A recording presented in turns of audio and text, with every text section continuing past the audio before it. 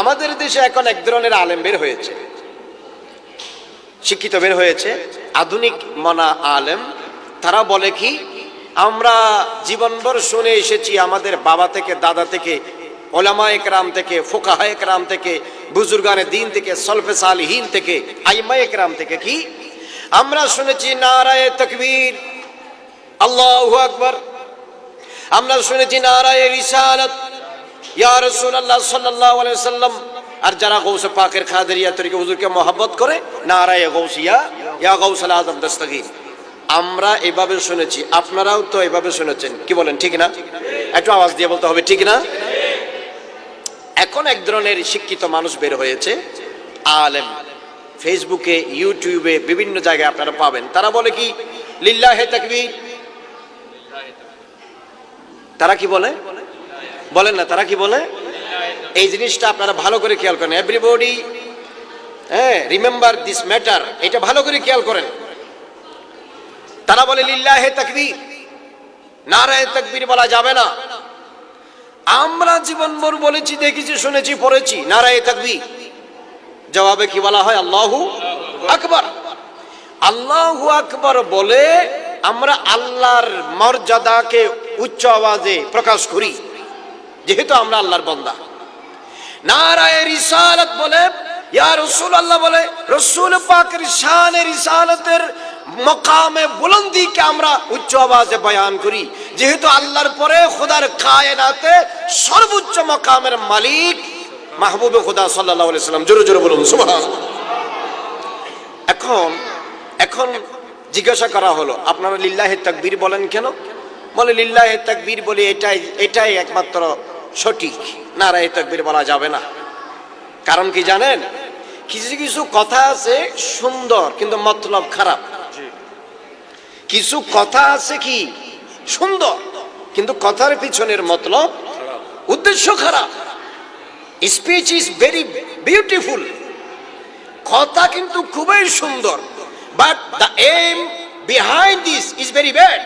সেই কথার পিছনের উদ্দেশ্য কিন্তু খুবই খারাপ। নারায়ে তাকবীর দিলে তো আশিকে রাসূল ইমানদারের জবানে অটোমেটিক নারায়ে রিসালাত এসে যাবে, কিন্তু লিল্লাহে তাকবীর দিলে নারায়ে রিসালাত এটা আর আসবে না। তো উদ্দেশ্য লিল্লাহে তাকবীর বলে আল্লাহর শান বুলন্দ করা নয়, আল্লাহর শান উঁচু করার নামে শানে মুস্তাফাকে নিচু করার খেয়াল। কথা বলেন ঠিক কিনা?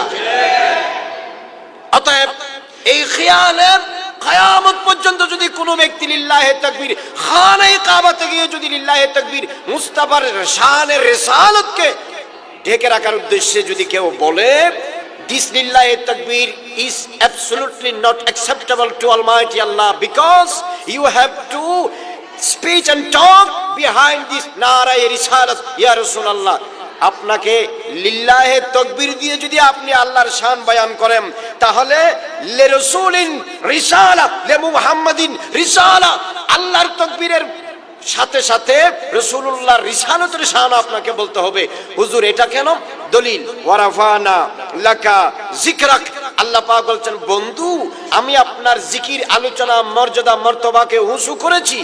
আল্লাহর নবী জিবরিলকে জিজ্ঞাসা করতেছে, জিবরাইল যা বুঝার তা তো আমি বুঝে ফেলেছি, আচ্ছা ভাই তুমি বলো তো আল্লাহ আমার শানটা কিভাবে উঁচু করলো? তো জিবরিল আল্লাহকে জিজ্ঞাসা করলেন, আল্লাহ এটা তাফসীর কি হবে?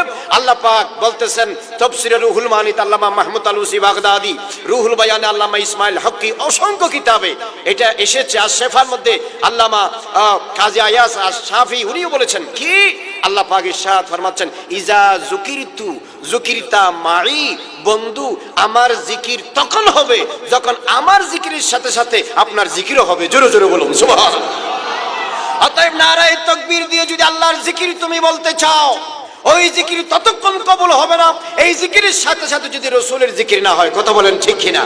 আল্লামা ইমাম আহমদ ইবনে হাম্বল মুসনাদ আহমদ বিন হাম্বল লিখতেছে কি, যুকিরতু বিযিকরিহিম ওয়া যুকিরতু বিযিকরিহিম ওয়া ইউযকারু বিযিকরি।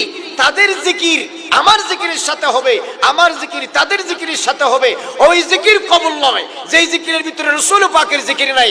এই জন্য আযানে আল্লাহর সাথে রাসূলের নাম, ইকামতে আল্লাহর সাথে রাসূলের নাম, তাশাহুদে আল্লাহর জন্য নামাজ, রাসূলের উপর সালাম।